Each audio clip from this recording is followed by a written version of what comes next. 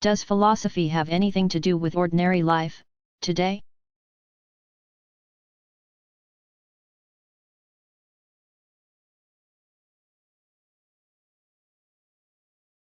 Yes. Philosophy has a lot to do with our daily lives. But, depending on the reader's interests, some parts of it will seem more relevant than others. And some parts of philosophy are more abstract than others.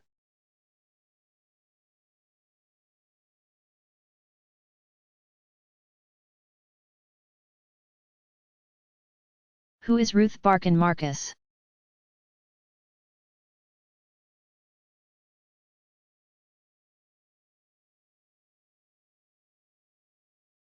Ruth Barkin Marcus, 1921, was educated at Yale, received a Guggenheim Fellowship in 1952,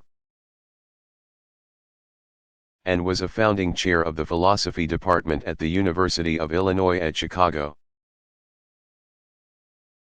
After working as a professor at Northwestern University, she was Halleck Professor of Philosophy at Yale University from 1973 to 1991. She worked in the formal subjects of quantification theory and modal logic, sometimes in disagreement with W. V. O'Quine, 1908 to 2000. One of her most striking achievements was an early formulation of the new causal theory of reference, made famous by Hilary Putnam, 1926, and Saul Kripke, 1940. The causal theory of reference held that words for things have a history from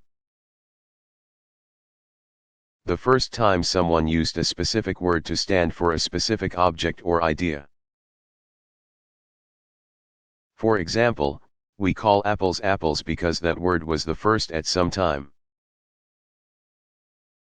in some specific place, to be used to name the fruit.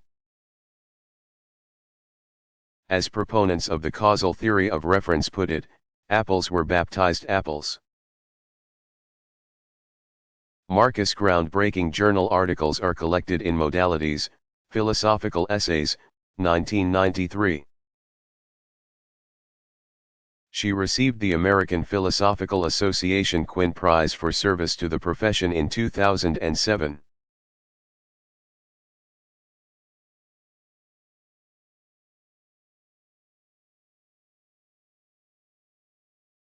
Who is Noam Chomsky?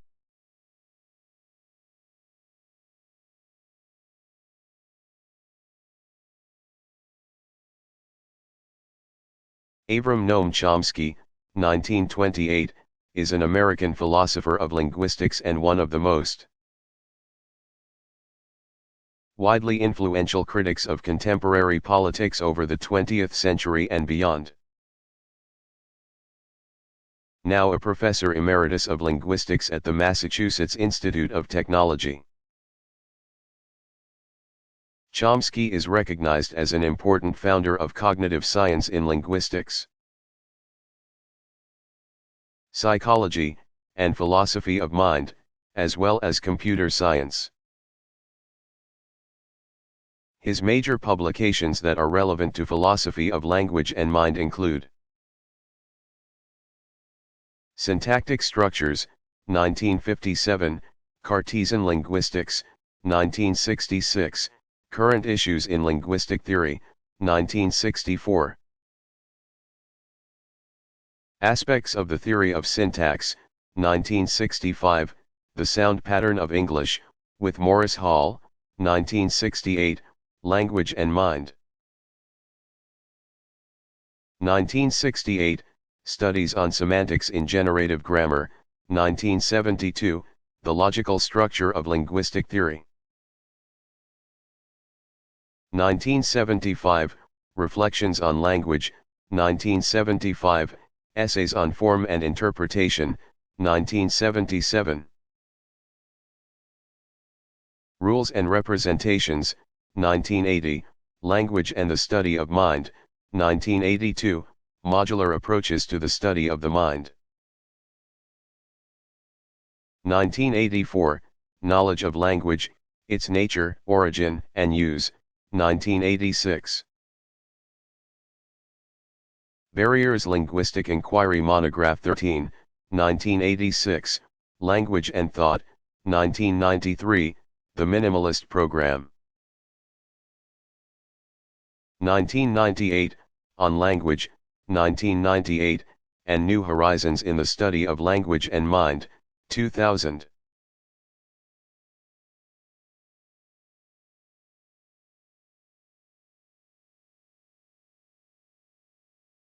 Were all 18th century thinkers in agreement with Enlightenment themes?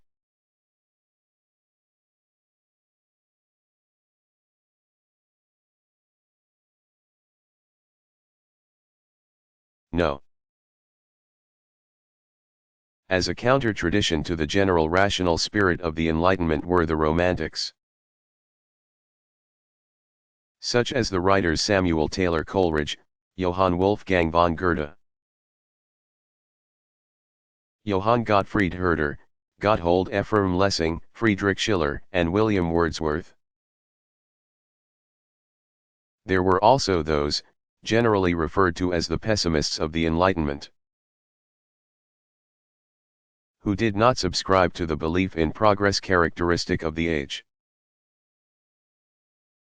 For example, in philosophy, Guillaume Battista Vico, Edmund Burke, and Joseph Marie de Maistre. And in letters, William Cooper, Coderlos de Laxlos, the Marquis de Sade, and Jonathan Swift.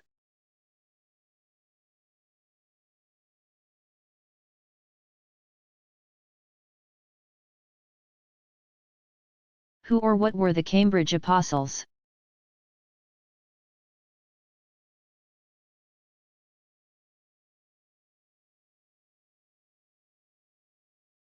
His was the undergraduate club at Cambridge University to which G.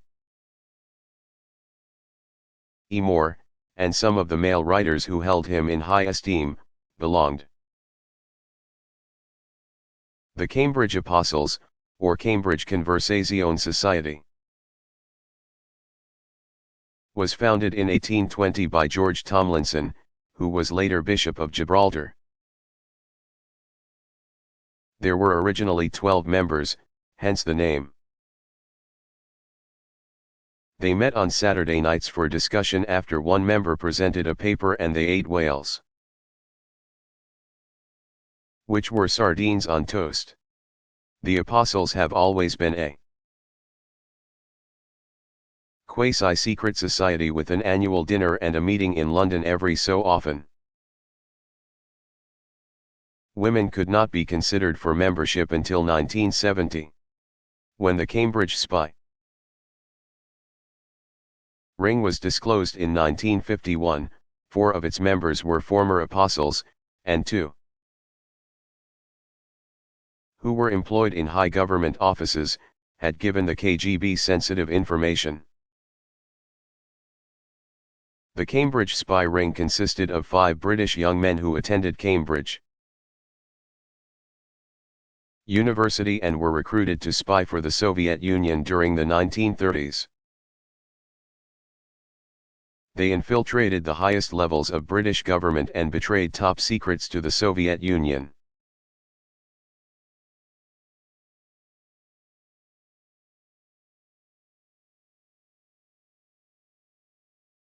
What is the difference between a moral system and a moral theory?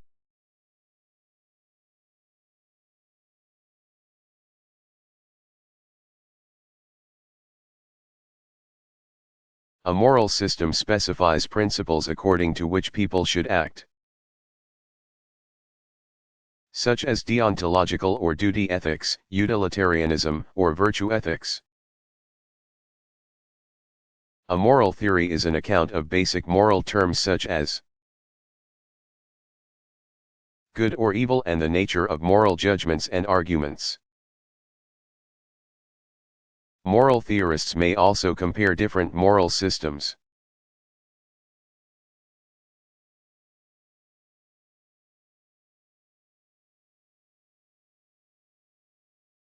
Who are some key feminist philosophers of science?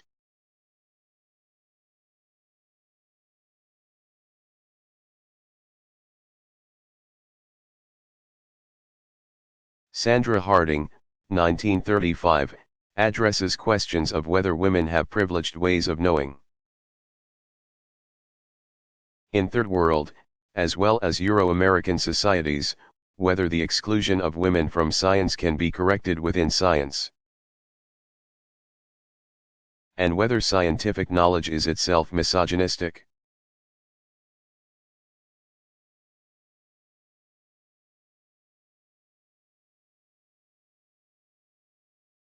What was the gossip about Thales?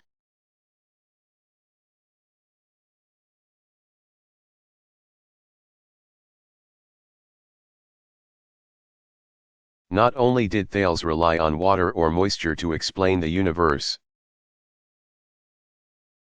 When Thales was not philosophizing, he was shrewd about practical affairs.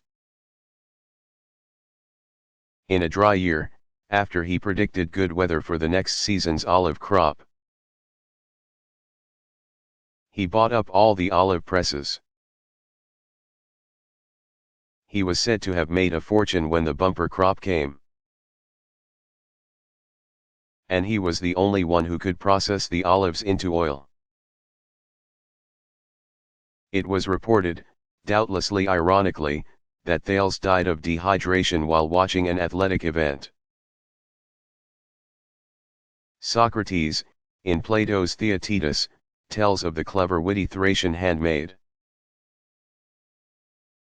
who mocked Thales when he fell into a well when gazing up at the stars. She said that he was so eager to know what was going on in heaven that he could not see what was before his feet. Socrates goes on to say, this is a jest which is equally applicable to all philosophers. For the philosopher is wholly unacquainted with his next-door neighbor, he is ignorant, not only of what he is doing, but he hardly knows whether he is a man or an animal, he is searching into the essence of man.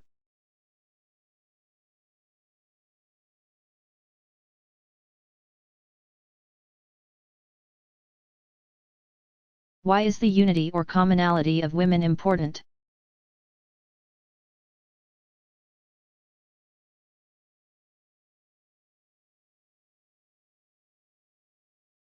Although the entire world knows which human beings are women and not men. If feminists cannot agree on this matter, then it is not clear how feminism can advocate for the well-being of women. Third world, poor, and racially marginalized women need the support of first world women, who in turn might learn from the practical forms of organizations developed in less advantaged countries and cultures. Without a perceived commonality among women, there is no basis on which common political ends, such as health care, education, child care for working mothers, and preservation and care of the natural environment, can be collectively pursued by feminists.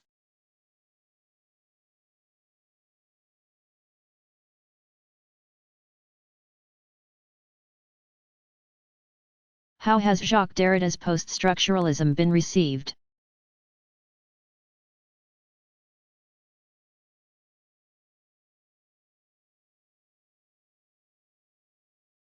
Derrida's contemporary Michel Foucault, 1926–1984, who many have regarded as a structuralist, accused him of practicing a terrorism of obscurantism. Foucault meant that those who could not understand Derrida, that is,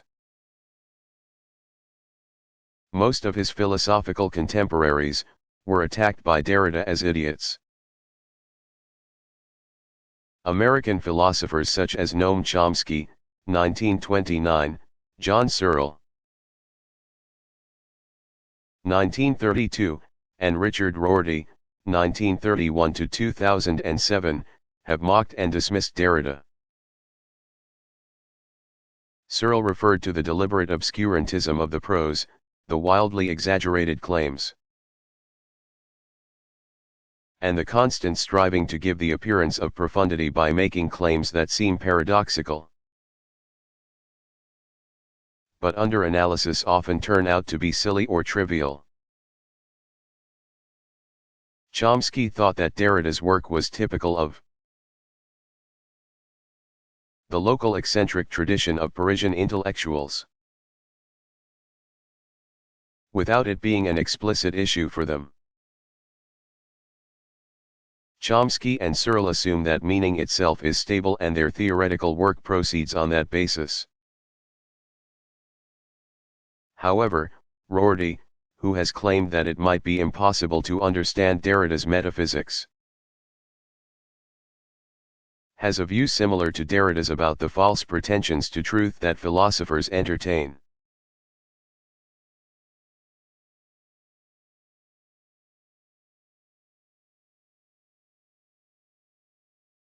What are some highlights of Arthur Schopenhauer's life?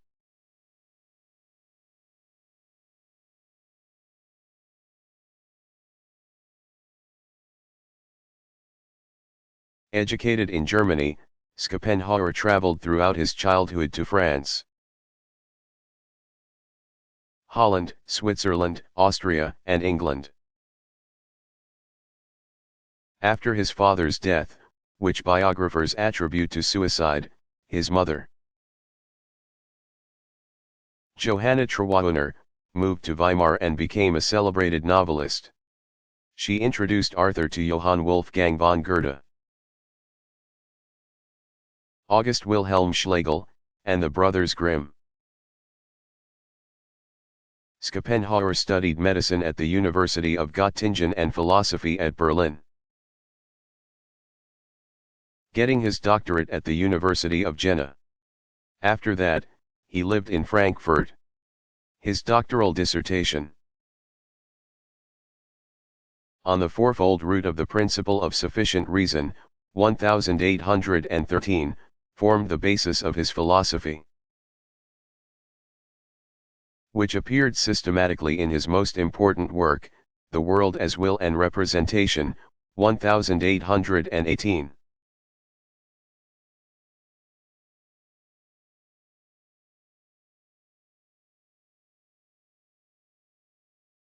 Who were the natural philosophers?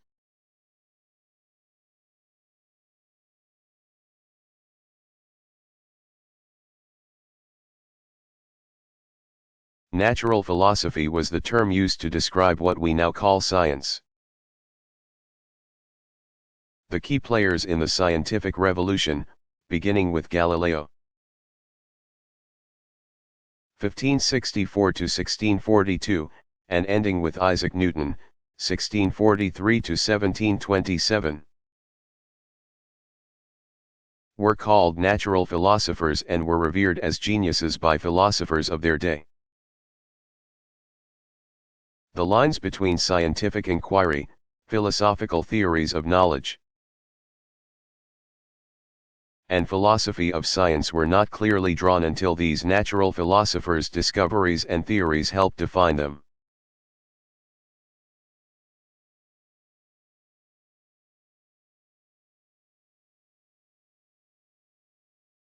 What survives of Aristotle's work?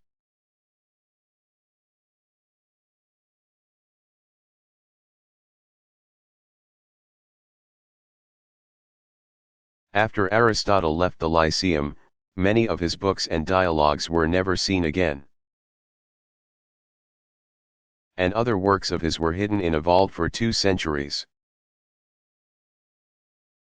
Indeed, until the European Renaissance, Aristotle's writings suffered a pattern of loss and rediscovery.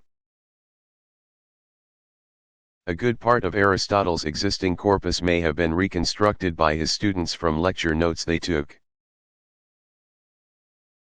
or compiled years later by Aristotelians consulting secondary sources. Some of it may have been written by Aristotle or other members of the Lyceum as lecture preparation. Scholars now agree that the following works of Aristotle have been lost: dialogues in the same style as Plato, a vast collection of natural observations, popular publications, lectures on the good and Plato's forms. As many as 158 constitutions for Greek states, of which only the one for Athens survives. In the 1st century CE, Andronicus of Rhodes organized the existing Aristotelian corpus into its present form. But the earliest transcriptions of this are from the 9th century. The first critical edition of Aristotle's works was published by the Berlin Academy in 1831. It is estimated to represent as little as a fifth of Aristotle's total output, but in amounting to about 1,500 pages of small print in typical translations of Aristotle's collected works. It provides a substantial basis for scholarly reference today.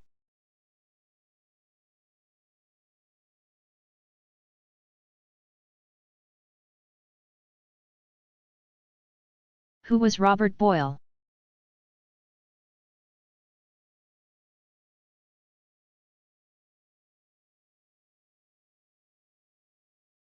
Robert Boyle, 1627–1691, was the 14th child of the 1st Earl of Cork. Who was the richest man in England? As the founder of modern chemistry, Boyle devoted his life to scientific investigation and methodology. He was well received at the British court, and a member of the Council of the Royal Society. Although he declined its presidency and the provostship of Eton because he did not want to take oaths. When he retired to a house in Pall Mall after a stroke at age 42, he maintained his own laboratory. Boyle's goal was to replace Aristotelian mechanics with explanations using just two things: matter and motion.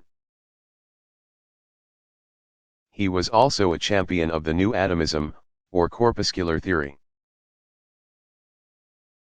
Boyle's most famous works were New Experiments, physico-mechanical, touching the spring of the air and its effects, The Skeptical Chemist, and The Experimental History of Colors.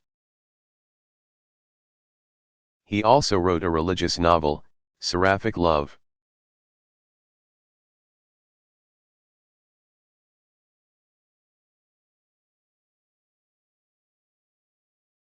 How did Hull House fulfill pragmatist ideals of knowledge?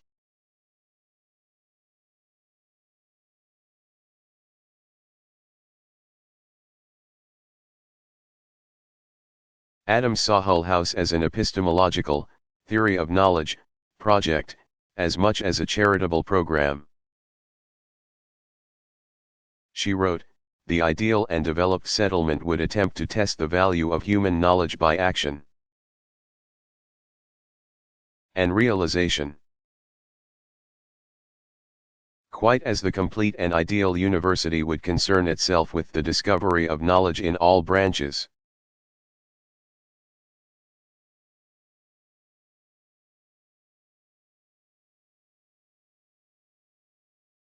What are some of Friedrich Nietzsche's important works?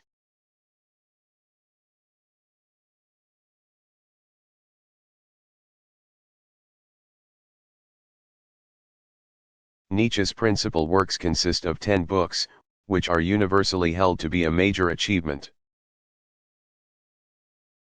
His most famous works include The Birth of Tragedy, 1872, The Gay Science, 1882.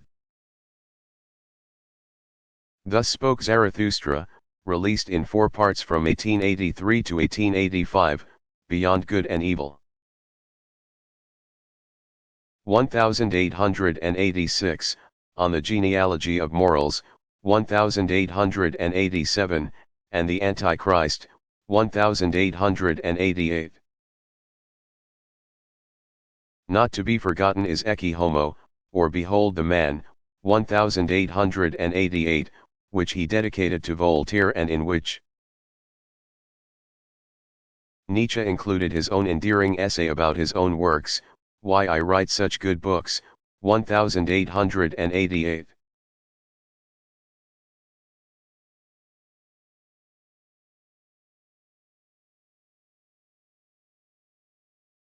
What is philosophy for children?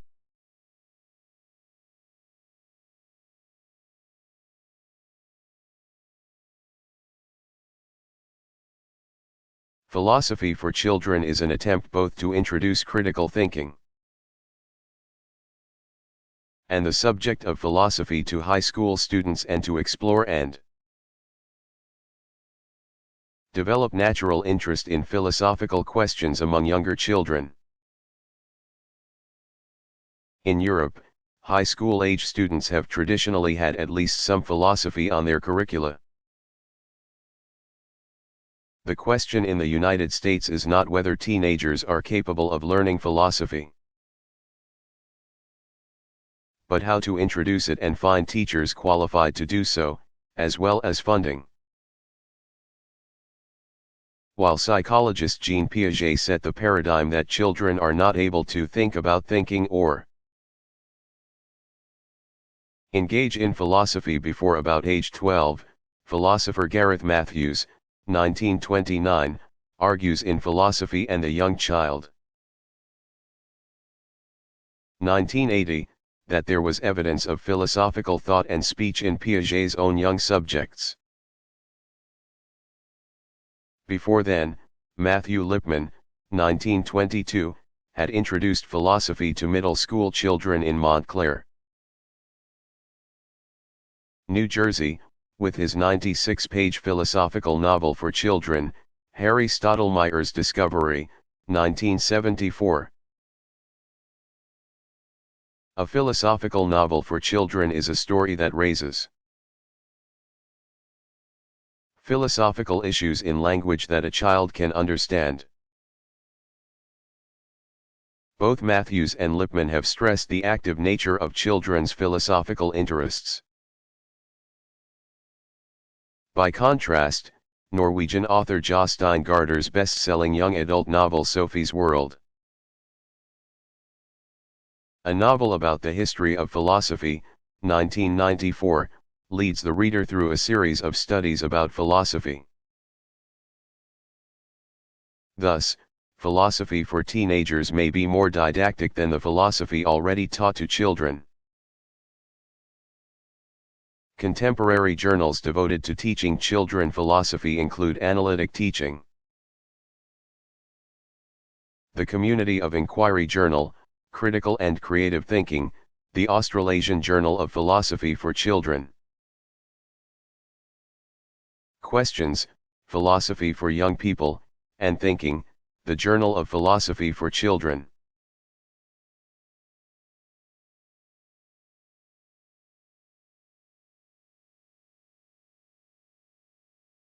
What were William Whewell's main ideas?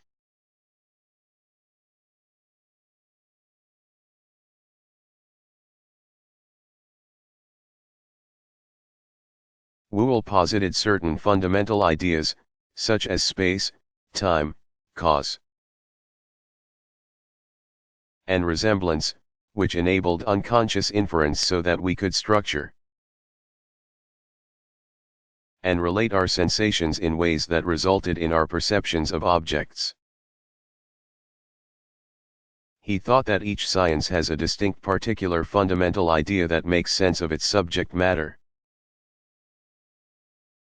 For instance, the idea of space for geometry, cause for mechanics, and substance for chemistry. The fundamental idea of a science can be further modified to fit the requirements of that science, such as the idea of force as a modification of the idea of cause in mechanics.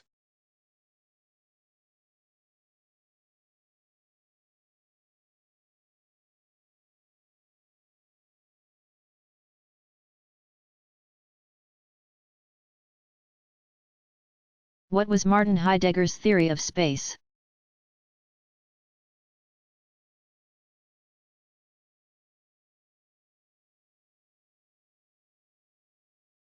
Dasein creates space by assigning proximity or distance to objects in the world with which it is concerned.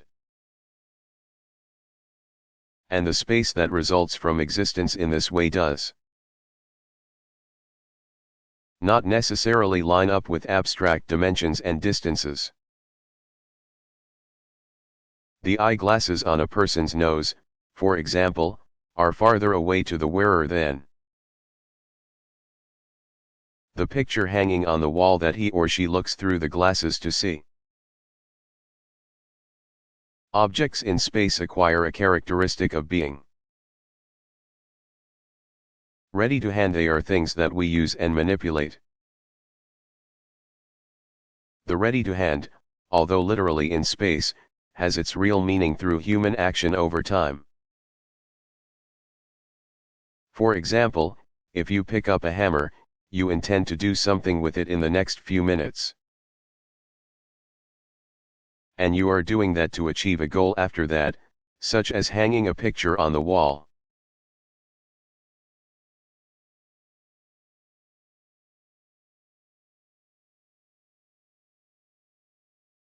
What were William James' theories concerning religion and free will?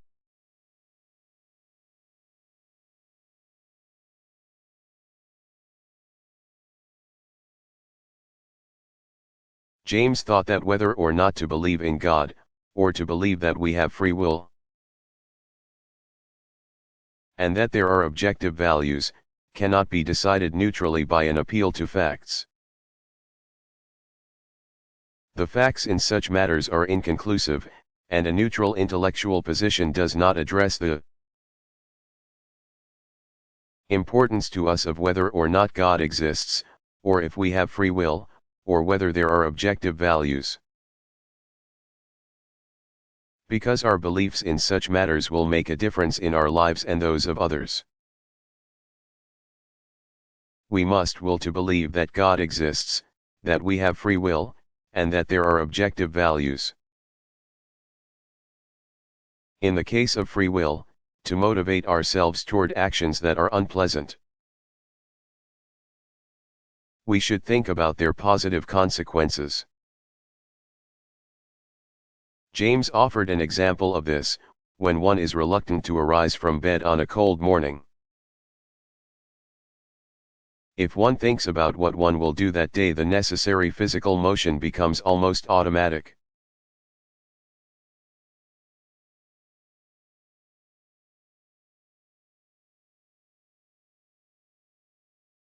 Did Hume believe in miracles?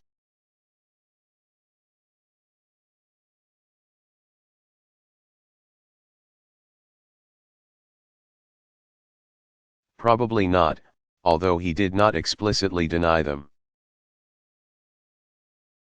Hume's arguments were directed toward assessing the truth of reports of miracles. Such assessment would address the credibility of witnesses, and the remoteness in time and distance of their accounts. Hume thought that if someone reported a miracle, we should ask this question: which is more likely?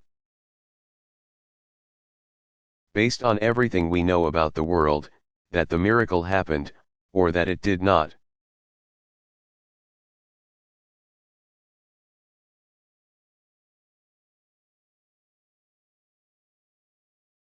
Is French feminism flamboyant?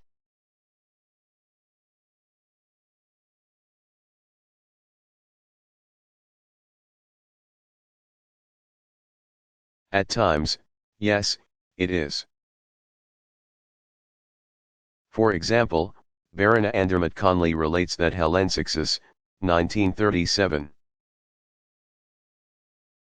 used to enter the complex of the University of Paris at Vincennes in a dazzling ermine coat, whose capital worth most probably surpassed the means of many in the classroom.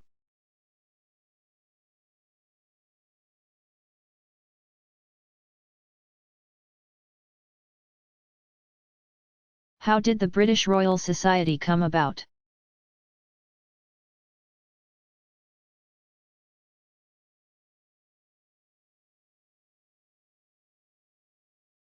British Royal Society grew out of the Invisible College.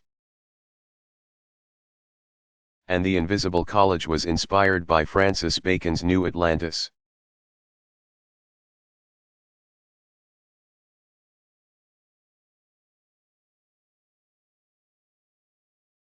Who was Paul Feyerabend?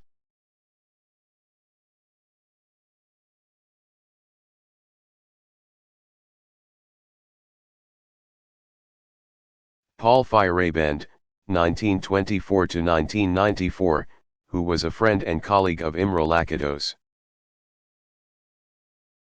1922 to 1974, is famous for his anarchist view of science. He was born in Vienna, Austria, and served in the German army during World War II. Sustaining a bullet to the spine. After the war, he studied at the London School of Economics, with Karl Popper, 1902 to 1994, as his advisor. During this time he began a dialogue with Lakatos, taking a stand against Lakatos' rationalist scientific project. But publication of this joint work was curtailed by Lakatos' death. Feyerabend had a lifelong interest in theater and opera and taught at the University of California at Berkeley after 1958. Feyerabend's main writings include Against Method, Outline of an Anarchistic Theory of Knowledge, 1975, Science in a Free Society, 1978, Realism, Rationalism and Scientific Method, Philosophical Papers, Volume 1, 1981, Problems of Empiricism. Philosophical Papers, Volume 2, 1981, and the recklessly titled Farewell to Reason, 1987. His autobiography is Killing Time, the autobiography of Paul Feyerabend, 1995.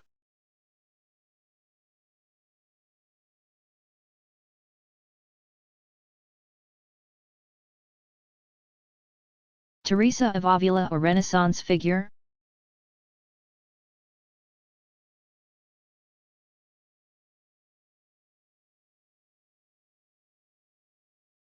St. Teresa of Avila's, 1515 to 1582, writings intimately recorded her spiritual development in a way that invited the reader to take the same path for him or herself. Unlike Saint Augustine, whose confessional focus was ultimately on God and the religious community, St. Teresa focused on the individual heart and soul. Teresa's use of sensory imagery and her comparison of advances in mysticism to courtship and love throughout her writings could probably not have been written during the medieval period. Neither could a distinctly female human voice have found such religious expression before the Renaissance.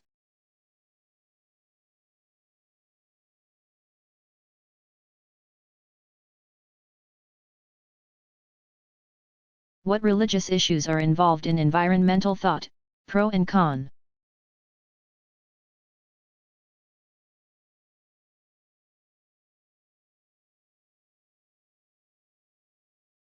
Some of the critical perspective derives from a Christian view embedded in Western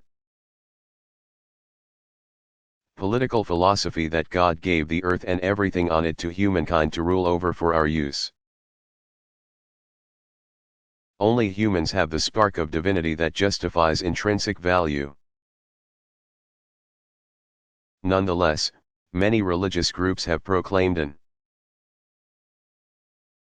obligation of benevolent stewardship over parts of the earth.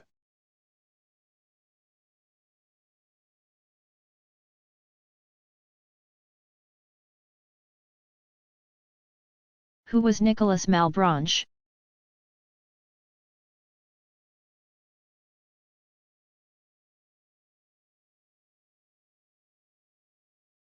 Malebranche, 1637–1715, was a rationalist, like René Descartes, 1596–1650,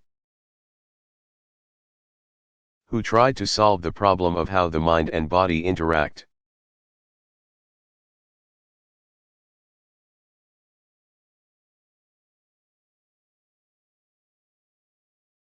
Did Martin Heidegger owe a philosophical debt to Immanuel Kant?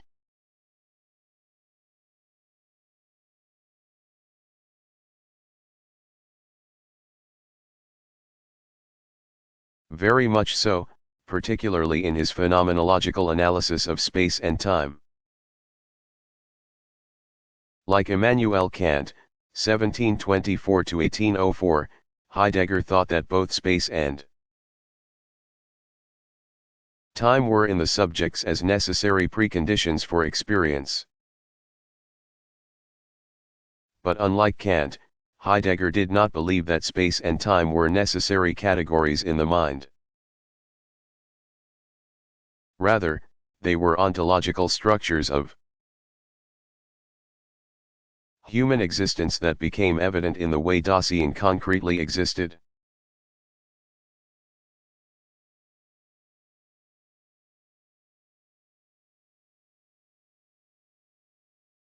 What were Descartes' main ideas and passions of the soul?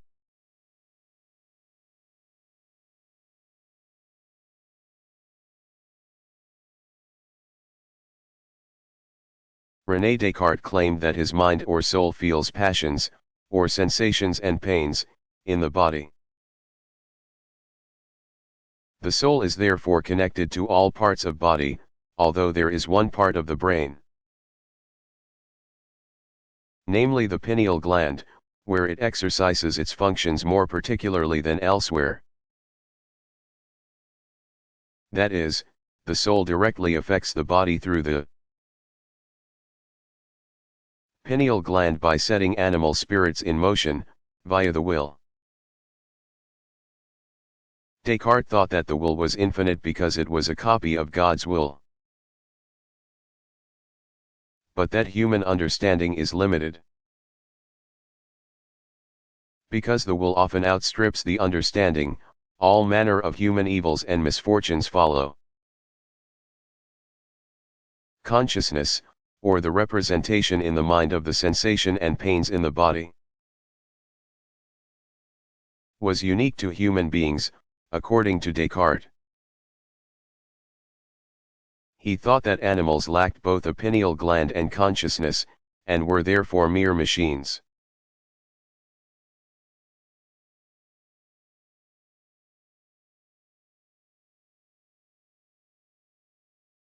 What was John Dewey's theory of art?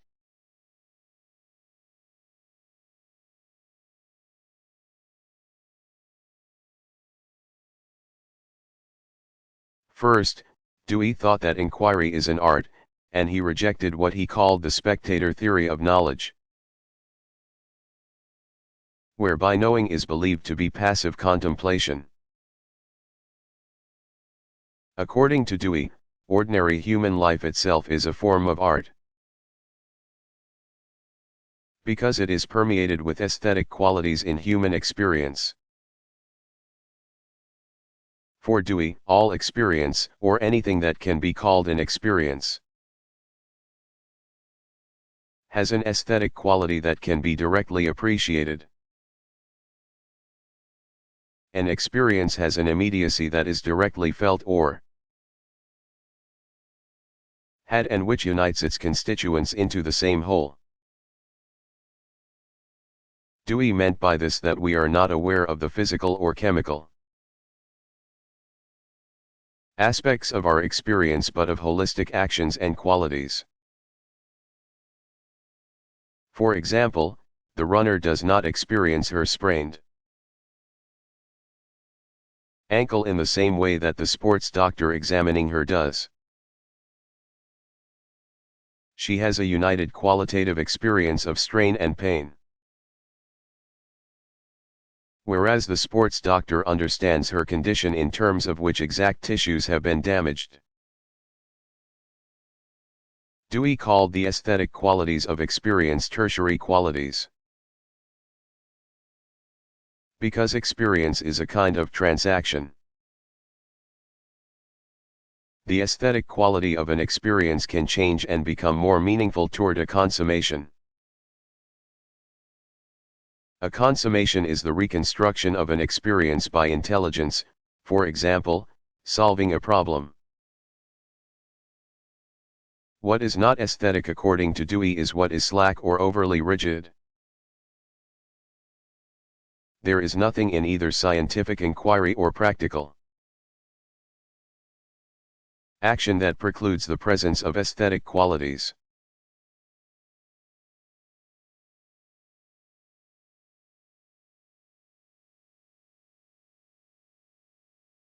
What was Rousseau's life like?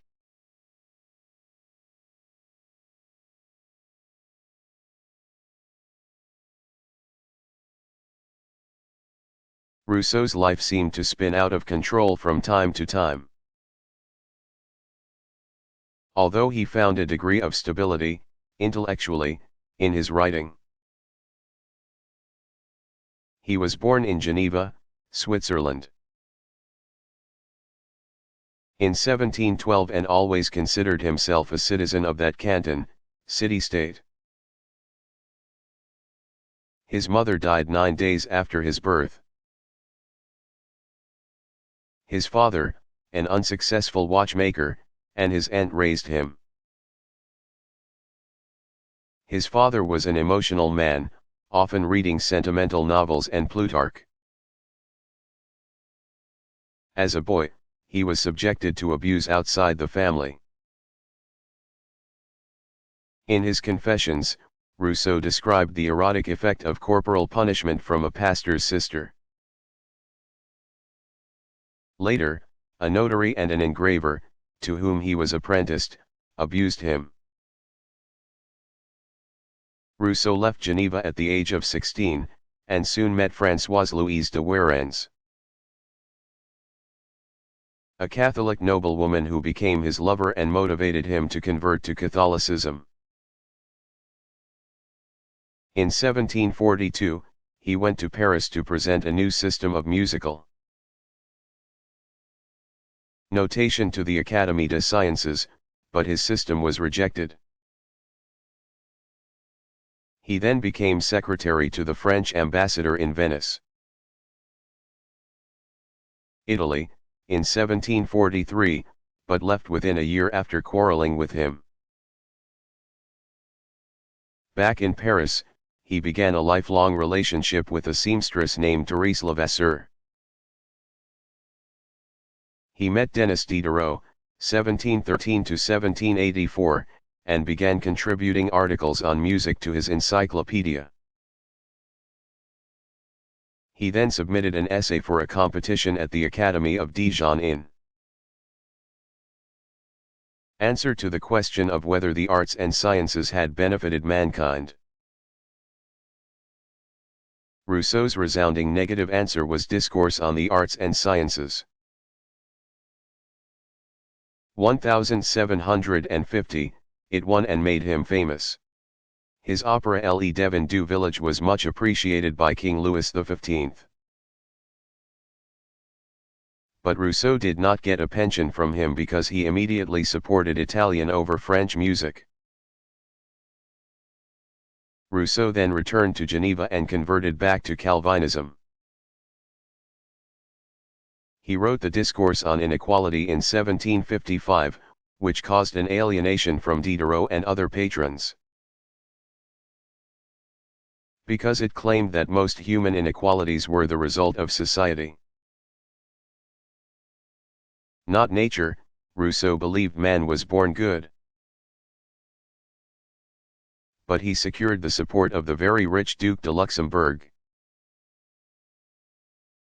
His romantic novel Julie, Ou la Nouvelle Héloïse was a big success and was followed by Of the Social Contract. 1762, also known as Principles of Political Right, and Émile, or, On Education, 1762. All of these writings were critical of established religion and therefore banned in both France and the canton or city-state of Geneva. Rousseau fled arrest in 1762, brought on by the uproar about his political ideas, and after some disorganized travels. Finally, in 1765, prevailed on the hospitality of the very English David Hume, 1711 to 1776. The latter situation did not work out, however. Rousseau re-entered France in 1770 under the assumed name Renaud, and went to Paris.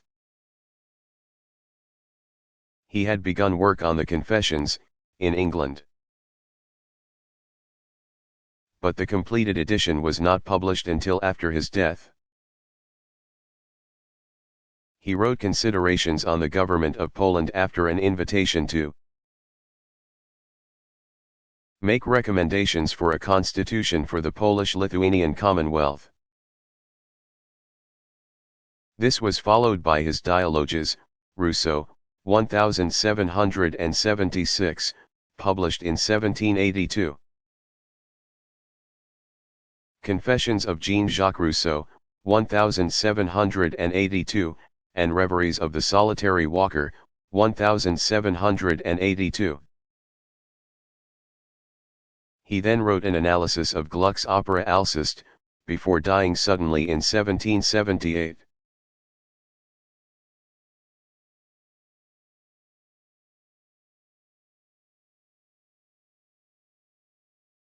Is there or has there been an African philosophy?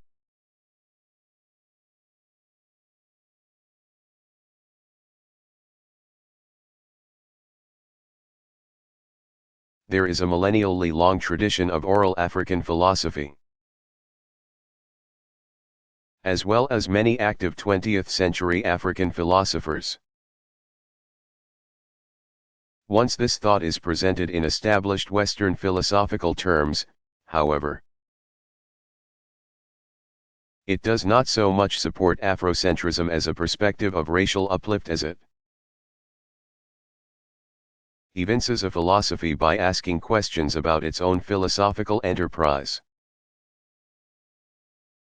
That is, a great deal of contemporary African philosophy is itself concerned with the question of whether it is philosophy and what that means in an African, although not Afrocentrist, context. The context is not Afrocentrist because Africans who remained in Africa and were not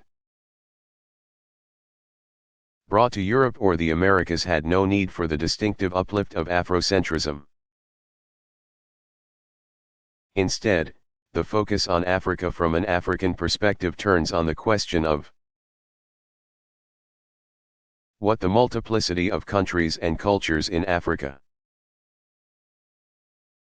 each with distinct languages and traditions, have in common so that they can view themselves as African. They share a colonized past and poverty in the present world. They have been designated by biological race, though this is an illusion. Contemporary philosophical sources for African philosophy include Kwame Anthony Appiah. In My Father's House, Africa in the Philosophy of Culture, 1992, Kwame Gyke, Tradition and Modernity. 1997, Emmanuelise, editor, Post-Colonial African Philosophy, 1970, Paulin J. Hauntanji, African Philosophy, Myth and Reality, 1983, John Biddy, African Religions and Philosophy. 1970, Albert Mosley, editor, African Philosophy, Selected Readings, 1995, H. Adira Orica, editor, Sage Philosophy, 1990, Tsneserekwa Burhan, editor. African Philosophy, The Essential Readings, 1991, Kwasi Wiredu, editor, A Companion to African Philosophy. 2004, and Richard Wright, editor, African Philosophy, An Introduction, 1984.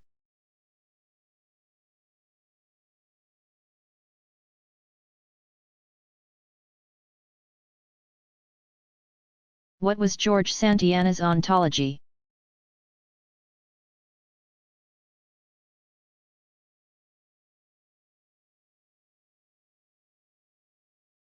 He rejected the kind of philosophical skepticism about physical reality that had led to idealism. But he thought one positive effect of that skepticism was to show that essence is what is ultimately real. However, people can't experience pure essences. Our animal faith posits a world beyond our immediate experience. That world is made up of essence and matter, and also truth and spirit.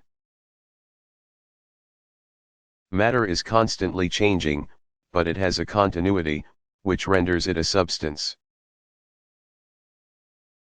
Truth is about matter and what exists, whereas spirit is pure transcendental consciousness.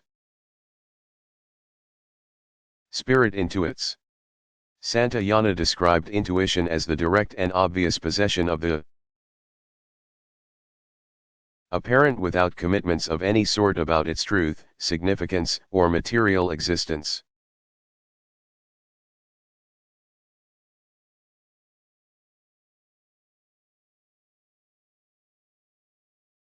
Did others share the mystical aspects of Nicolaus Copernicus' system?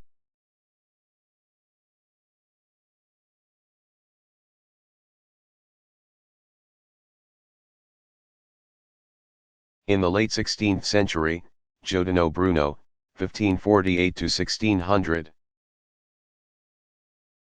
a Dominican heretic who was burned at the stake by the Spanish Inquisition, developed mystical Copernicanism. Tommaso Campanella, 1568–1639, built on Bruno's ideas for a utopia described in City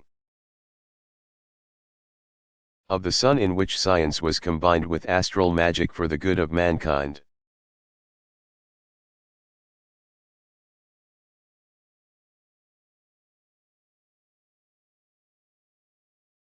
Who were the Sophists?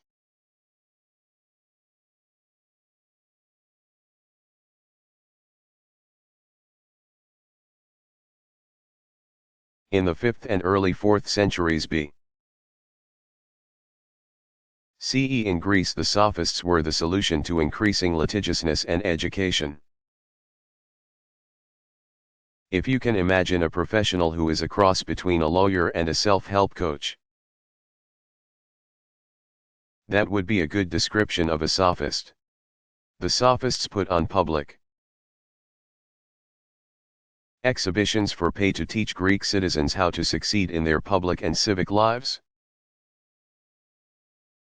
They were constantly on tour, and some became very famous. Intellectually, the Sophists were a cross between pragmatists, in the common sense use of this term, not the philosophical one, and relativists. In our day, a pragmatist is someone practical who is motivated by results, rather than highfalutin principles or abstract theories. And a relativist is someone who believes that there are no absolute truths or universal values, but simply what seems to be the case for individuals, and what they desire.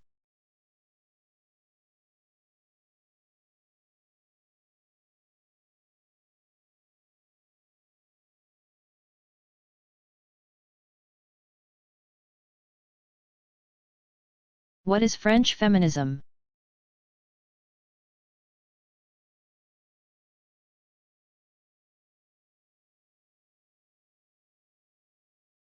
French feminism is a school of thought named by feminists outside France to refer to work mainly proffered by Luce Irigaray. 1932, Hélène Cixous, 1937, and Julia Kristeva, 1941. But none of these three is originally from France. And from time to time each has denied being a feminist. What Irigaray, Cixous, and Kristeva all share is that their work is based on considerations of philosophical and psychoanalytic texts. They all assume that to improve the situation of women, fundamental psychological structures need to be revised. That is, they are working within the tradition of structuralism. By comparison, there is another group of French feminists whose work is more sociological and activist than theoretical. Known as French materialist feminists, they address the situation of women by attempting to change society through political activism and work in the social sciences. Key figures are Simone de Beauvoir, 1908 to 1986, Christine Delphi, 1941, Monique Wittig, 1935 to 2003, and Colette Guillaumin, 1934. Some of their theoretical work, which has been especially influential in the Communist Revolutionary League, describes the ways in which the free labor of women in the family supports capitalism.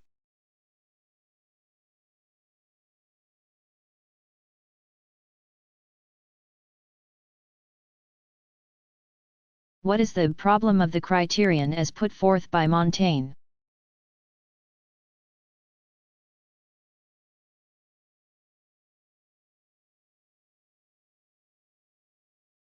Montaigne's more theoretical arguments went to the heart of theories of knowledge. All human knowledge comes from sense experience, but all humans perceive things differently.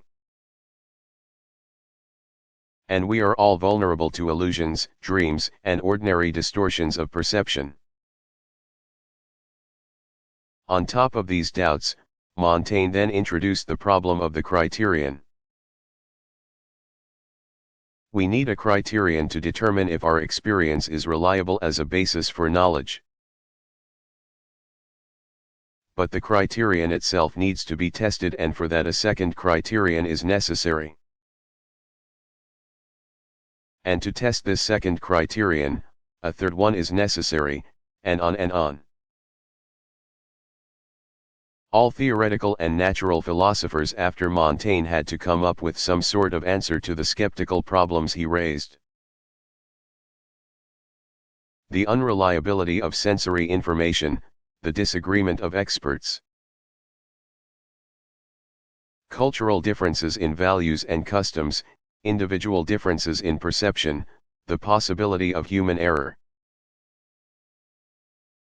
and above all, the necessity for a criterion, or neutral standard to settle disagreements.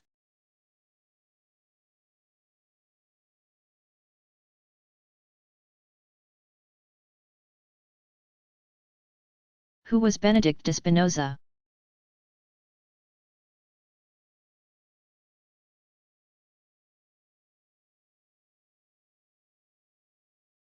Benedict, Baruch, de Spinoza, 1632 to 1677, stands out as a loner among 17th-century thinkers. He was excommunicated from the Jewish community in Amsterdam for his unorthodox ideas. After that, he had few contacts with other Jews. But because he was a Jew, his Dutch acquaintances were not friendly to him. In 1660, he moved from Amsterdam to Ravensburg and then to Voorburg. In 1663, he wrote about Descartes' philosophy in Renati Descartes Principiorum Philosophiae, Pars Iet 2. His Tractatus Theologico-Politicus was published anonymously in 1670. He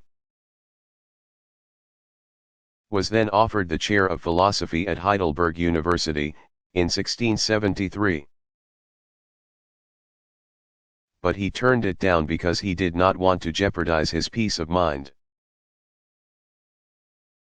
He thought that academics were constantly arguing among themselves and engaging in petty disputes and grudges. He knew Gottfried Leibniz, 1646 to 1716, and corresponded with the Royal Society members Henry Oldenburg and Christian Huygens. Spinoza's Ethics, 1677, was published after his death, as was his Tractatus de Intellectus Emendatione, 1677. That Spinoza preferred to think on his own, with little outside influence, made his work very distinctive. But it also was part of the reason for a prolonged lack of recognition of him as a philosopher.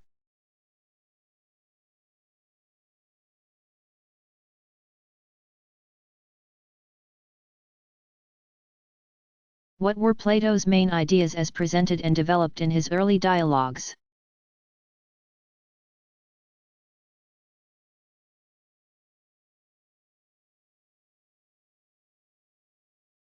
The early dialogues are very argumentative, and they display the Socratic method.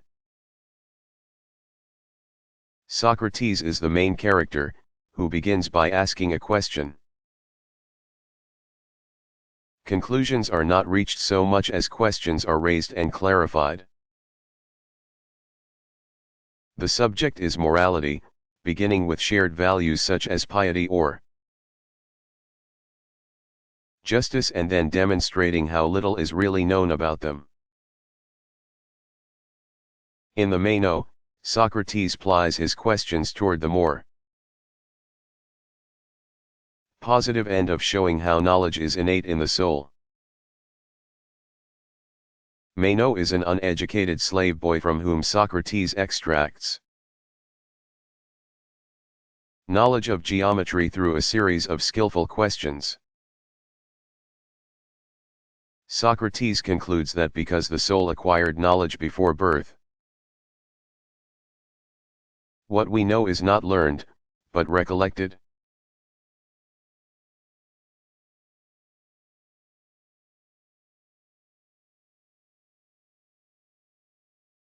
Is Jürgen Habermas' work wholly theoretical?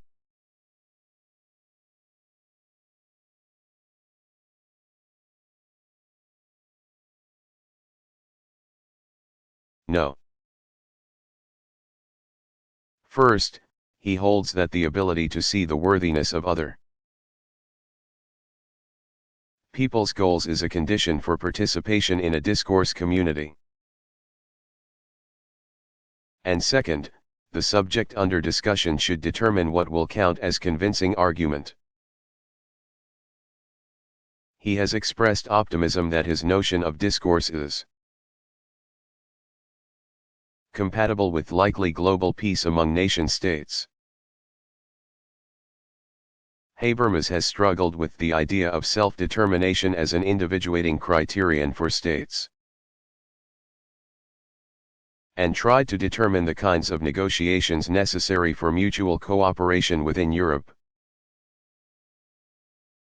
He has also claimed that dialogues between religious thinkers and secularists can be mutually beneficial, even though some of the core beliefs of each group cannot be fully translated into the worldviews of the other. Generally speaking, Habermas' views on rationality, cosmopolitanism, and democratically negotiated universal human goals represent a recasting of modern ideals. Other postmodernists, such as Jean Baudrillard, 1929, Gilles Deleuze, 1925–1995. And Pierre-Félix Guattari, 1930–1992, regards such ideals with greater skepticism and suspicion.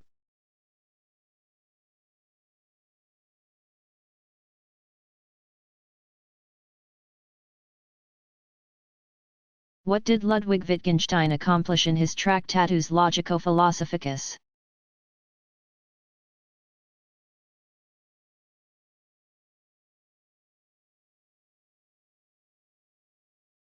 Although the work is considered one of the greatest achievements in philosophy, it's really not clear.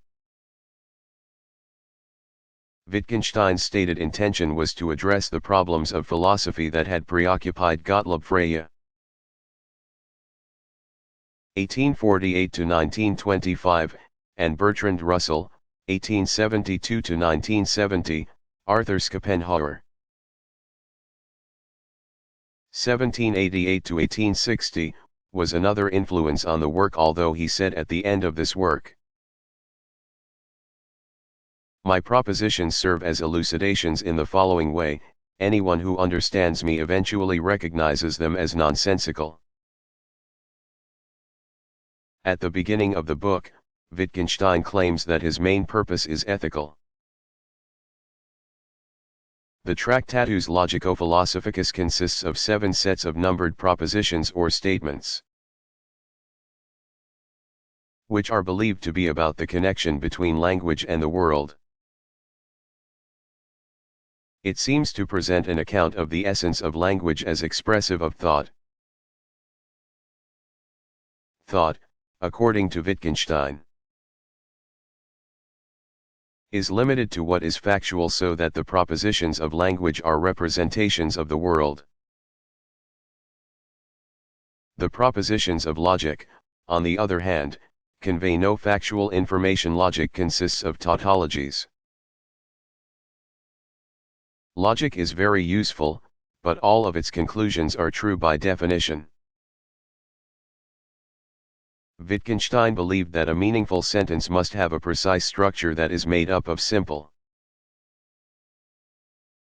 in Russell's language, atomic, sentences or simple names. Atomic sentences are pictures of states of affairs. Working backwards from this picture theory of meaning, it would follow that, given the ideal logical language, the world itself has a logical structure. Wittgenstein was to later abandon this view in favor of philosophical activity that consisted of descriptive analysis of ordinary language. But before he did that, the Tractatus had enormous influence on the new 20th century school of thought known as logical positivism.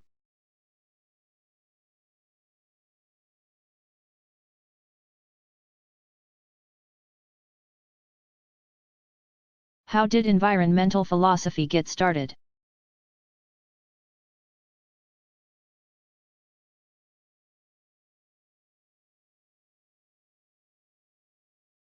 Popular environmentalism began in the 1960s and 1970s when marine biologist Rachel Carson,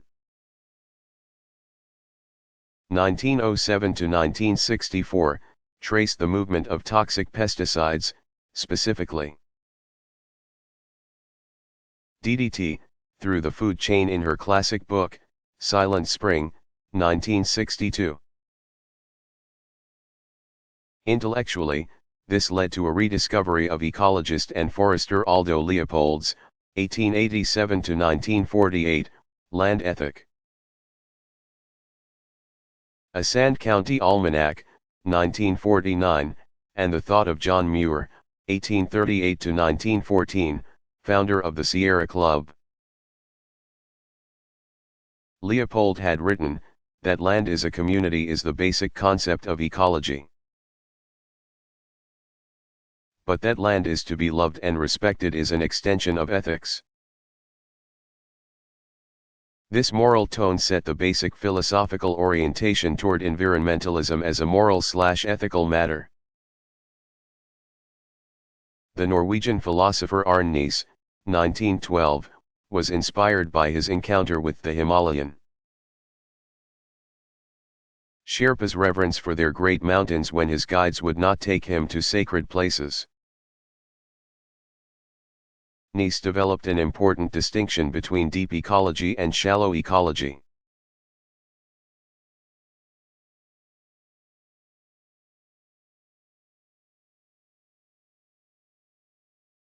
What is Daniel C. Dennett's philosophy of biology?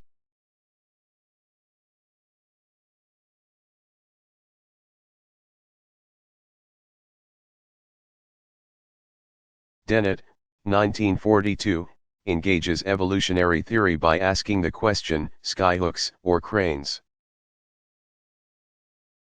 Skyhooks are unexplained leaps from one stage of development to the next, whereas cranes are ways of understanding a later stage based on the design of an earlier one. Dennett has argued that consciousness, the contents of consciousness, and even the products of consciousness, such as Shakespeare's plays,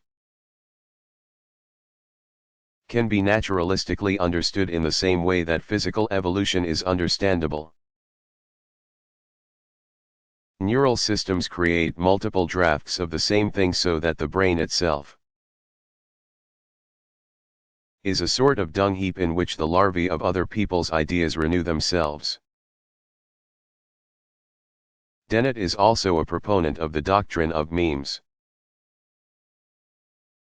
whereby certain patterns of behavior are products of evolution that are physically inherited. His extreme materialism has attracted many critics, as well as supporters.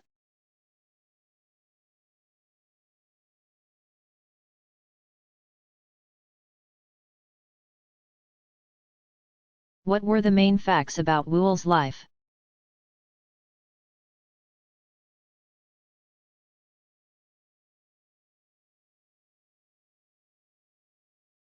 William Whewell was born in Lancaster in 1794. His father was a master carpenter, and his mother wrote poetry. He studied at Heversham Grammar School and attended Trinity College, Cambridge, on a scholarship. He was elected to the Royal Society in 1820, when he was just 26. After being ordained as an Anglican priest, a requirement for the post, he was chair of mineralogy at Trinity College. From 1828 to 1832. He became professor of moral philosophy in 1838. Whewell married Cordelia Marshall and became Master of Trinity College and Vice-Chancellor of Cambridge in 2 separate terms. When Cordelia died, he married Lady Affleck, who was the sister of a friend. Lady Affleck died, and then Whewell himself passed away after he was injured in a riding accident. His work was largely neglected until the mid-20th century. The revival of interest in his empirical and theoretical achievements has been substantial ever since.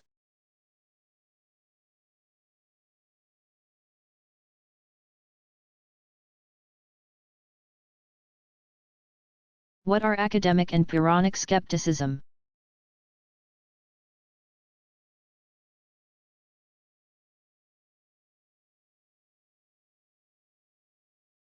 In the Renaissance and early modern revival of ancient Greek ideas, academic skepticism was the position that no knowledge is possible, whereas Pyrrhonic skepticism was the position that we do not have enough evidence to know whether any knowledge is possible. The conclusion of Pyrrhonic skepticism is that all judgment on all questions about knowledge should be suspended.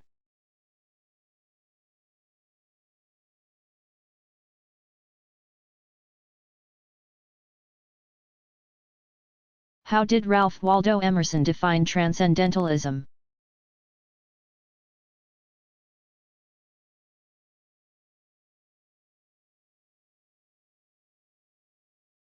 He considered transcendentalism a kind of philosophical idealism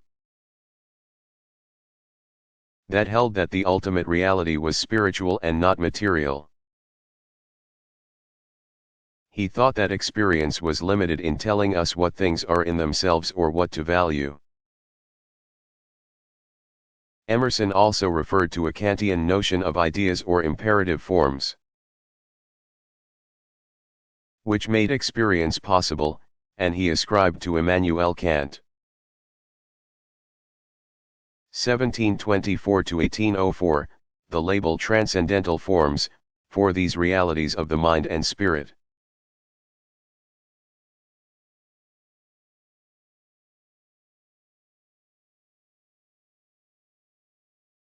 Was 19th century evolutionary thought connected to ideas of progress?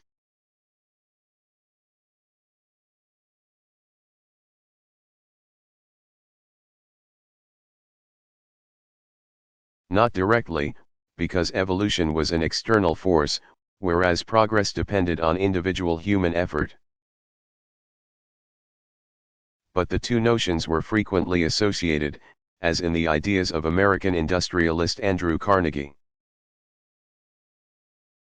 In general, notions of progress formed both ideals and practical motivations. Society as a whole was believed to be progressing, and individuals were motivated to advance in life by becoming materially prosperous. The prosperity of society was largely believed to be a matter of technology. The 19th century was the first full-fledged machine age, and it saw the inventions and wide use of the cotton gin, locomotive, telegraph, and electric lights, to name just a few.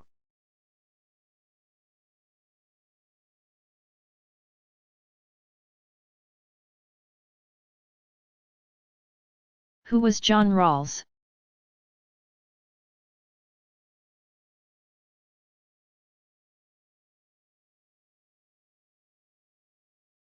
John Rawls, 1921–2002, was educated at Princeton University and taught at Princeton, the Massachusetts Institute of Technology, Cornell University, and Harvard University. He is credited with almost single-handedly reviving Anglo-American political philosophy in his A Theory of Justice, 1971. Relying on both Kantian morality and the basic principles of consent by those governed from social contract theory, Rawls outlined a model for a just society. His additional publications include Political Liberalism, 1993, The Law of Peoples, 1999, Collected Papers, 2000, and Essays in the History of Philosophy, 2001.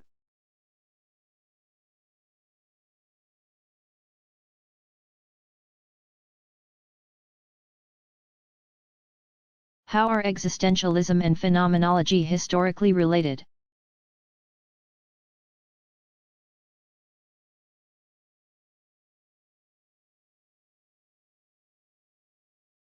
Existentialism and phenomenology both begin with the facts of human reality, from the standpoint of the first person. As distinctive traditions of thought, both have roots in the 19th century.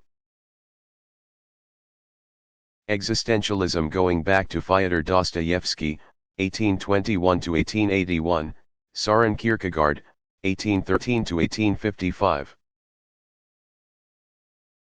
And Friedrich Nietzsche, 1844–1900, and phenomenology originating with Franz Brentano, 1837–1917.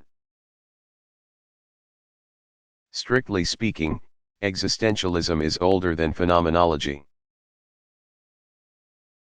Although some 20th century existentialists have sought to base their work on that of more contemporary phenomenologists, rather than their 19th century existentialist predecessors.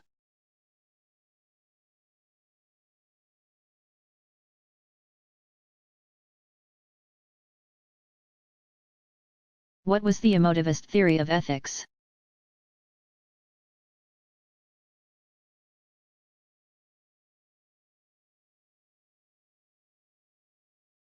According to the logical positivists, statements had meaning only if it could be said what would verify or falsify them. In terms of descriptions of sensory experience, because both moral and aesthetic statements could not meet this test, they were considered not to have empirical meaning but to be expressive of how the person uttering them felt. So, to say, "This is right," would be equal to saying, "I like this." A.J. Ayer, 1910 to 1989, put forth this view in Language, Truth, and Logic, 1936. A more comprehensive account was given by Charles L. Stevenson, 1908 to 1979, in Ethics and Language, 1944. Stevenson argued that moral judgments do not have cognitive meaning, but rather emotive meaning. He meant that moral judgments are not factual in nature, but are rather emotional reactions to facts, which are sometimes meant to influence others. If the facts or other circumstances changed, so could the moral judgment.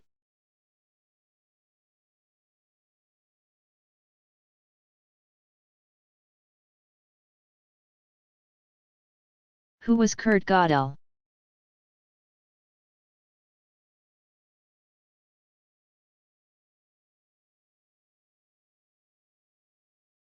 Kurt Gödel, 1906 to 1978, is famous for his theorem about mathematical systems, which appeared in a 1931 article titled On Formally Undecidable Propositions in Principia Mathematica and Related Systems. Originally published in German in the 1931 volume of the journal Minutschrift für Mathematik, Monthly Journal of Mathematics. According to Gödel's theorem, every formal, mathematical or logical system is incomplete because there can always be a sentence expressing a truth that can't be proved in the system. To prove his theorem, Gödel invented a method for correlating formulas in logic with positive integers.